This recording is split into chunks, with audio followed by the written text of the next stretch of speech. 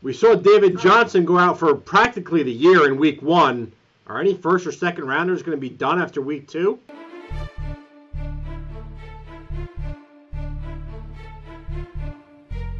Hi, I'm Bill Enright from FFChamps.com. With me, the guys from SportsInjuryPredictor.com. Jared Smola, Jeremy Funk, and we're talking injuries from week number 2. Fellas, Jordy Nelson, DeMarco Murray, Jordan Howard, first and second round picks, and they all got banged up in week 2. Let's kick it off with the running back for the Chicago Bears, Jordan Howard. We don't really have a lot of details. Jeremy, any insight you can provide? Yeah, so based upon what has been seen through the injury reports, he has injured his right shoulder, showed to have a sling at the end of the game.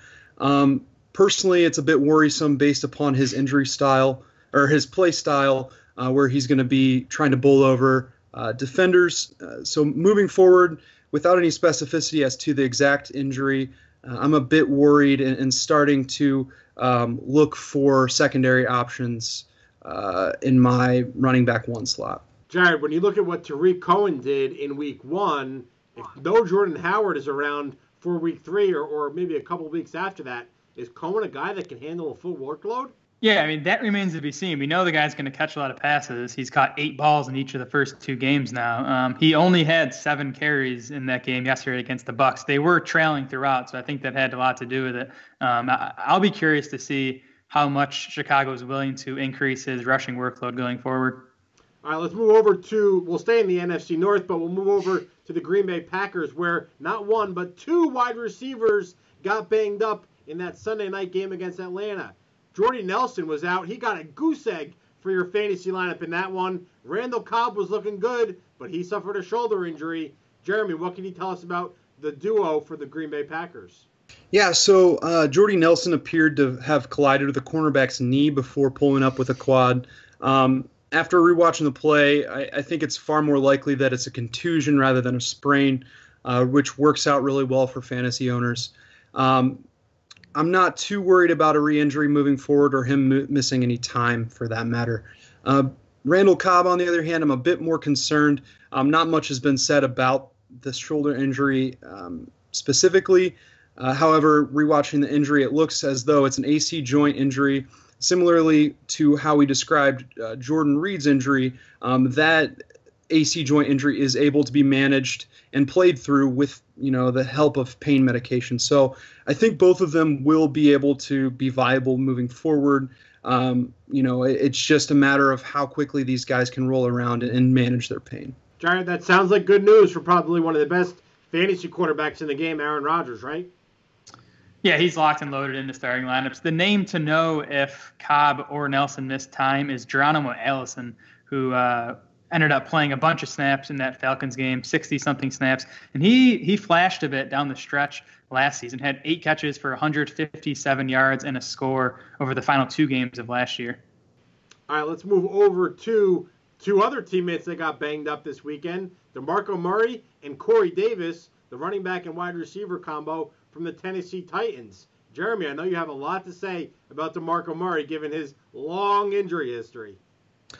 Yeah, so it's not so much about his long injury history rather than the injury he's dealing with specifically.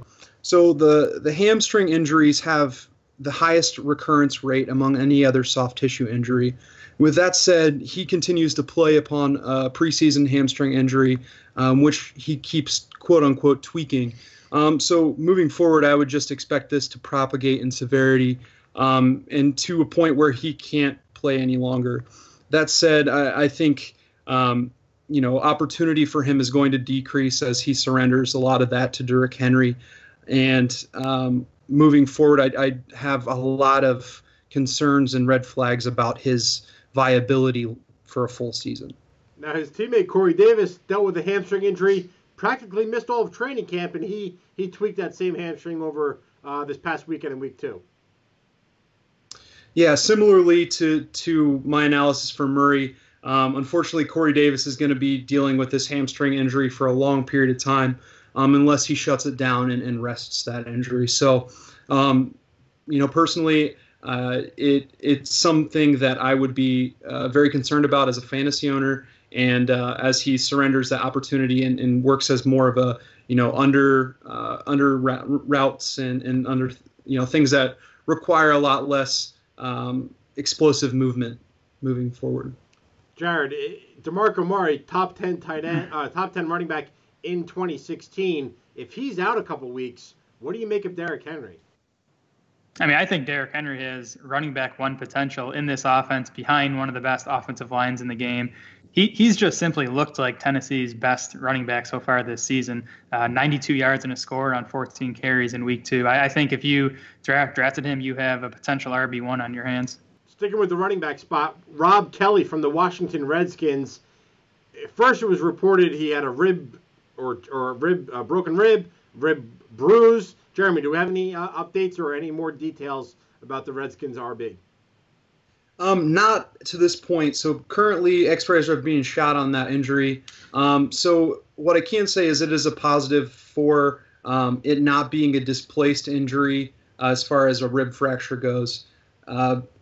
For those that don't know, displacement would be visibly notable for training staff. So the fact that they didn't see that immediately is a good sign for him. At most, I think we're looking at potential 2 to 3 week absence. However, due to pain management, and I think it's completely viable to think that he will potentially play next week as well. Jared, Samaje Perine was getting a lot of hype this preseason, but it seems like Chris Thompson was the most productive back once Kelly went out. Which one would you rather have?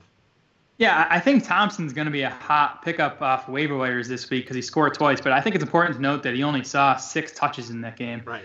He is the team's pass-catching back, but Washington has shown no willingness to increase his rushing role. So I think Thompson remains a PPR guy only. P. Ryan's going to get the carries if Kelly misses time.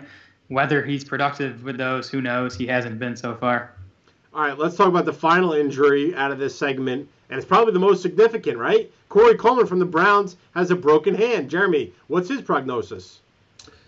Yeah, we're looking for to about 6 to 8 weeks of recovery time here for this injury.